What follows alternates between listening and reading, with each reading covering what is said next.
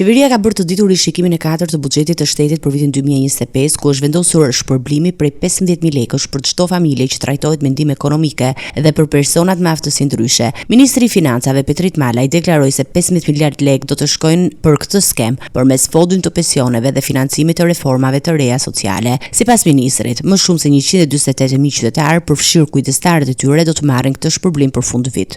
Janë mbështetja financiare për familjet të cilat përfitojnë ndihmë ekonomike, si dhe për personat me aftësi të kufizuar apo kujdestarët e tyre. Masa e mbështetjes financiare në formën e bonusit të fundvitit do të jetë 15.000 lekë apo rreth 150 euro. Në total, nga kjo nisëm do të përfitojnë rreth 148.500 qytetarë me një fond total prej rreth 2.2 miliard lekësh. Veç familjeve në nevojë, Ministri i Financave foli edhe për fondin e posaçëm të pensioneve. Është vendosur që për të gjitha ato fonde të cilat nuk do të shpenzohen nga ministrit apo nga institucionet buxhetore, do të kalojnë në fondin e veçantë të pensioneve pranë Bankës së Shqipërisë. Nga një vlerësim paraprak që ka bërë Ministria e Financave, vlerësohet se shuma e cila minimalisht do të kalojë në këtë llogari do të jetë në masën 150 milion euro. Rishikimi i buxhetit synon gjithashtu të mbështesë pushtetin vendor, duke lehtësuar shlyerjen e detyrimeve të papaguara, të cilat arrin në 1.2 milion lekë. Qeveria nënvizon se ky fond është pjesë e politikës për mbështetjen sociale, për të përmirësuar kushtet ekonomike për familjet më të prekura dhe personat me nevoja të veçanta.